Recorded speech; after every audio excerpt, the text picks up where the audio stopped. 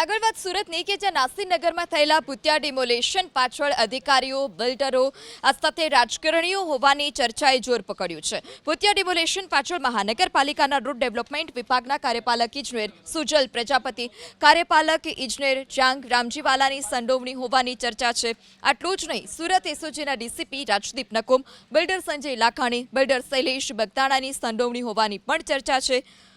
Poclain અને JCB મંગાવનાર contractor Teju Rajput પણ આ ભૂતિયા ડિમોલેશનમાં સામેલ હોવાની ચર્ચા છે.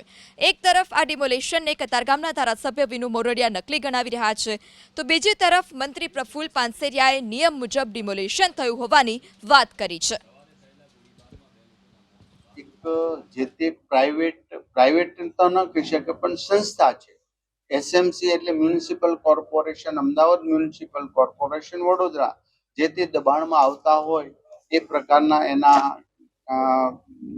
નીતિ નિયમ પ્રમાણે કામગીરી કરતા હશે. છેલ્લા 4 દિવસથી જે એના સ્થાનિક બાજુના જે પ્રોજેક્ટના બિલ્ડર છે એ કે એના માણસો દલાલો દ્વારા એન કેન પ્રકારે જે ગરીબ શ્રમિક પર જે 16મો દિવસ થઈ ગયો, જેના ઉપર આ બને નીચે ધરતી થાય બીજો કોઈ વિકલ્પ નથી.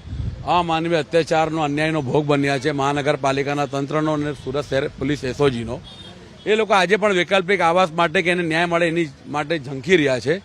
પરંતુ આ ગરીબ શ્રમિક પર જે છૂટક રોજ મજૂરી કામ કરતા હતા એ તો શક્ય છે કે એમાંથી ઘણા એવા પરિવારો પણ છે કે જે કદાચ આર્થિક પ્રલોભનમાં તૂટી પણ જાય, તેની ધીરજ ખૂટી પણ જાય. પરંતુ આજે એ વાતનો આનંદ છે કે આજે 16મો દિવસ છે, છતાંય મોટી સંખ્યામાં એના જે અસરગ્રસ્ત પરિવારો છે એ હજુ પણ પોતાને ન્યાય મળે એના માટે અડીખમ છે.